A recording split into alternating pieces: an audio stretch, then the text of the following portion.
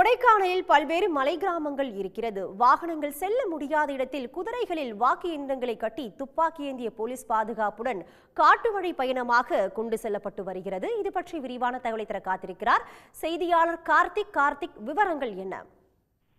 நிச்சயமாக. அதாவது தமிழகத்தில் நாளை மக்களவைத் தேர்தல் நடைபெறுவதை ஒட்டி பல்வேறு பகுதிகளில் வாக்குச்சாவடிகளுக்கு வாக்கு இயந்திரங்கள் அனுப்பி வைக்கும் பணி இன்று நடைபெற்று வருகிறது.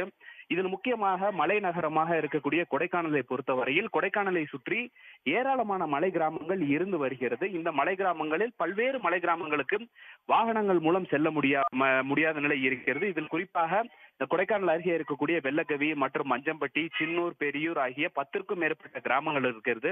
இந்த கிராமங்களுக்கு வாக்கு இயந்திரங்கள் குதிரைகள் மூலம் அனுப்பி வைக்கும் பணி தற்போது நடைபெற்று வருகிறது. காட்டு வழி பயணமாக கிட்டத்தட்ட 4-5 மணி நேரங்கள் நடந்து தான் இந்த குதிரை மூலமாக இந்த வாக்குச்சாவடிகளுக்கு வாக்கு இயந்திரங்கள் அனுப்பி வைக்கும் பணியை தற்போது துவங்கி வைத்திருக்கிறார்கள். இதற்கு துப்பாக்கி ஏந்திய பலத்த போலீஸ் பாதுகாப்பும் கூட போடப்பட்டு தற்போது இந்த காட்டு வழி பயணமாக இந்த வாக்கு இயந்திரங்கள் அனுப்பி வைக்கப்படுகிறது. மேலும் நாளை